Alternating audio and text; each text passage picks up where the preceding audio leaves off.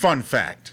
Music producers, artists, and lovers of music. There was a rock song created by a Long Island-based guitarist and vocalist. This artist was considered a rock and blues guitarist. This was the artist's first solo album apart from his former group. You may say, why is this important to hip-hop? That is because there's a music festival, there's a rock song, and there's a classic hip-hop break. Well, there is an original version, but most people sampled the live performance. See, there was a live performance at an extremely popular music festival from the 60s. This live performance would be interwoven into hip-hop, R&B, gospel, rock, dance, and pop music. Many producers like Marl, Eric B. and Rakim, J. Dilla, Pete Rock, Kanye West, Rick Rubin, Dr. Dre, and many more would use this song in their productions. This song was sampled more than 823 times. Even younger musicians created a meme that says, older heads always use this song. This 20 to 22 second sample has been chopped up and used in many songs by artists such as Eric B. and Rakim. That's where I heard it first. A$AP Rocky, Kanye West, The Game, J. Cole, Common, Nas, Snoop featuring Daz, Drake, French Montana, J. Cole, Dilla, Kendrick Lamar, Chance the Rapper, EPMD, Public Enemy, NWA, Ludacris, Pusha T, Flatbush Zombies, Eminem, BTS, Ghostface Killer, Vivo Foreign, Meek Mill, A Tribe Called Quest, Justin Bieber, Organized Confusion, Supercat, Mary J. Blige, Jonathan McReynolds, and Molly Music. Oh yes,